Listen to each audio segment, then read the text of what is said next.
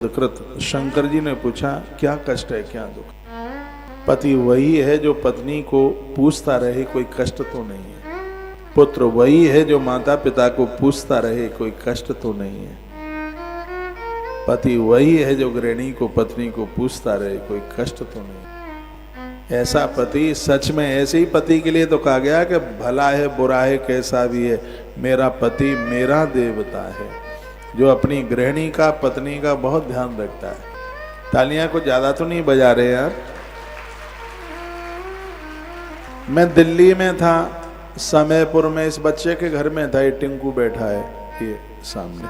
करवा चौथ पड़ी थी, टीवी चल रही थी, उसमें एक कोई बहन, उसकी ऐसे लंबी सी चोटी पीछे से ऐसे घूमी हुई और उसमें एक गीत गाया जा रहा था, मैं आज तक याद है, भला है बुरा है कैसा भी है, मेरा पति मेरा देवता है।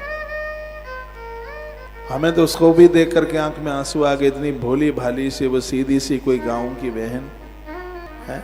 उसके साथ बड़े दुर्व्यवहार किए गए, लेकिन उसने अपना धर्म नहीं छोड़ा और आखिर में विजय उसी की हुई।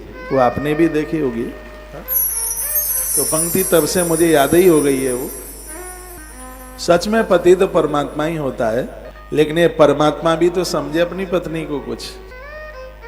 बहनें कह रही हैं कि आज हमारा साहब होता संग में तो कितना अच्छा होता। दिल्ली नजदीक है, 14 मार्च को ले आना, वहाँ अद्भुत हल्ला बोल राम कथा होगी। वो इतना आनंद आएगा कि आनंद संभलेगा नहीं, छलकेगा। जरूर पधारिए, क्योंकि सत्संग ही ईश्वर का संग दिला सकता है। संसारी लोग तो खत्म कर देंगे, इनका तो भरोसा ही क्या है। काम धाम नहीं है, बैठ जाओ, कुछ नहीं है, भजन में भी मन नहीं लगता तो लेट जाओ, सो जाओ, जागो तो फिर अच्छे कामों में लग जाओ, लेकिन फालतू लोगों के पास में मत बैठिए, हम जैसे लोगों की तरह। मैं वहीं आपको प्रसंग से मैं आपको जोड़ता हूँ। मैया जी की आंख में आंसू थे। मैया ने रो रो करके कहा कि मेरा बेटा चला गया बन को, मुझे मेरे पुत्र की याद आती है, एक बार मुझे मेरे पुत्र से मिला के ले आओ।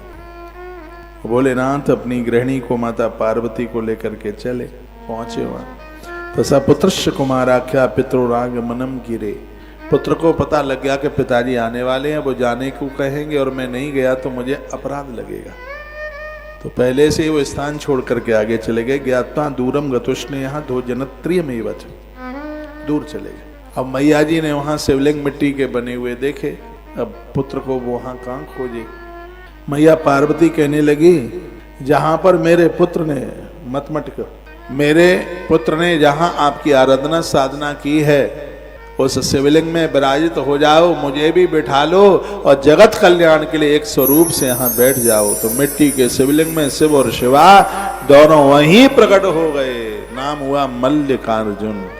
नाम मल्लिकार्जुन क्यों? क्योंकि तमिल भाषा में शंकर जी का नाम है अर्जुन और मैया जी का नाम है मल्लिका।